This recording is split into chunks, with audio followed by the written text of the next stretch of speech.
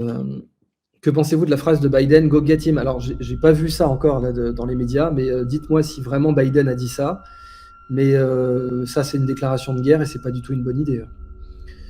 Ray Phoenix dit la Russie ne recule jamais jusqu'au bout à tout prix. Bah non, la Russie elle a reculé d'Afghanistan. Hein. Elle est repartie d'Afghanistan comme tout le monde. Hein. Il n'y a personne qui est resté en Afghanistan, même les Mongols ils sont pas restés. Donc non, voilà, si ça part en couille comme en Afghanistan, la Russie partira.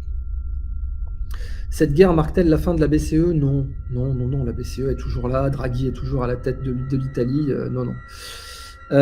Malheureusement, je n'ai pas dit que je le déplorais, mais voilà. Avec les drones, IA et compagnie, on a l'impression... Ah merde, la question a défilé, putain. Alors, je la retrouve plus. Bon, super, j'étais sur une question, mais là, avec le refresh, la question, elle a défilé méga vite. Je l'ai perdue, désolé.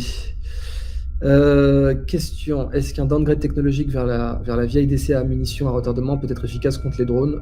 Ouais, oui, mais la vieille DCA à munitions, la nuit, elle sert presque à rien et il vous faut des lumières de recherche, etc.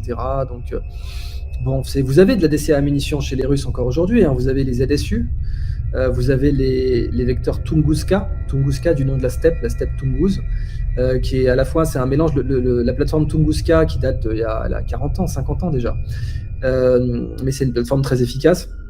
C'est une plateforme qui croise missiles infrarouges et bon vieux poum, ça doit être du 30 mm, donc des canons de 30 mm. Et ça vous déchire un drone, pas de problème.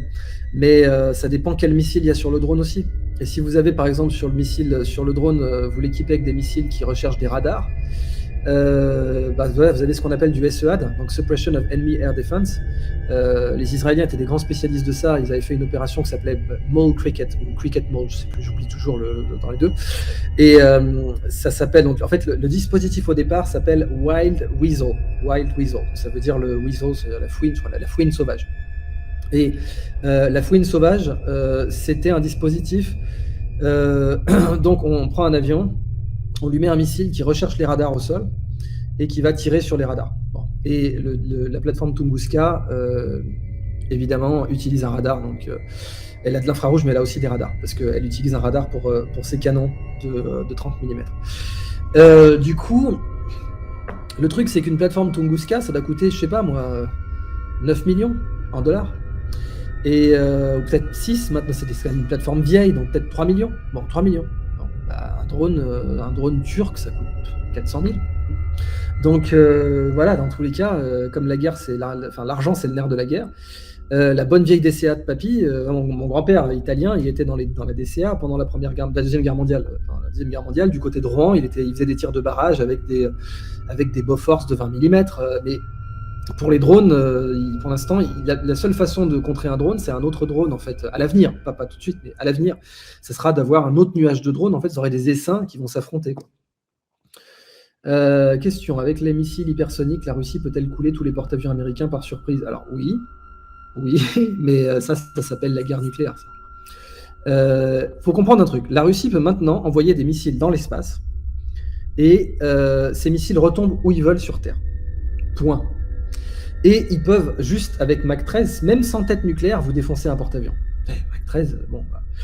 Et donc, la Russie peut défoncer un porte-avions où elle veut, du moment qu'elle a son emplacement radar. Et que le porte-avions ne bouge pas, parce que quand même, s'il est à 18 000 km, il faut que pendant tout le temps qu'il faudra au vecteur pour faire ces 18 000 km, c'est-à-dire quelque chose comme 15 minutes, je pense, peut-être moins, peut-être 20 minutes, le porte-avions ne bouge pas. Mais de toute façon, c'est vrai que même s'il bougeait, on peut le tracer par satellite, avoir son emplacement GLONASS, pas GPS, mais GLONASS, le GPS russe, et poum, indiquer au missile de taper dedans. Sauf que il y a une doctrine militaire américaine qui dit, toucher une cible américaine, c'est la guerre de base, c'est pas que le porte-avions, mais pour le coup, pour les Américains, un porte-avions, c'est un morceau de territoire national. Pour l'armée américaine, un porte-avions, c'est un bout d'États-Unis qui flotte. Alors, ça l'est d'un point de vue légal pour n'importe quel bâtiment militaire. N'importe quel vaisseau, n'importe quel navire militaire avec un drapeau au-dessus, c'est un bout de territoire national au regard de la loi. C'est-à-dire, par exemple, vous avez un vaisseau français qui est à Dakar, la police ne peut pas rentrer. Même s'il est dans les eaux territoriales sénégalaises ou anglaises, si c'est en Angleterre, la police ne peut pas rentrer. C'est la France. Bon. Après, en termes de doctrine géopolitique, vous pouvez dire, ah oui, si je me fais couler un bateau, je ne vais pas attaquer à l'arme atomique, par exemple. pendant la guerre des Malouines, qui sur le plan légal n'était pas une guerre. C'était évidemment une guerre, mais sur le plan légal, c'était pas une guerre. Pendant la guerre des Malouines, les Argentins ont coulé un bateau britannique. Les Britanniques étaient une puissance nucléaire, ils n'ont pas bombardé l'Argentine. Ils n'ont pas mis une bombe atomique sur l'Argentine. Donc voilà, c'est une question de doctrine. Si les Russes, ils ont la possibilité de faire sauter n'importe quel porte-avions américain quand ils veulent, c'est exact. Et c'est une possibilité de dingue quand on y réfléchit bien.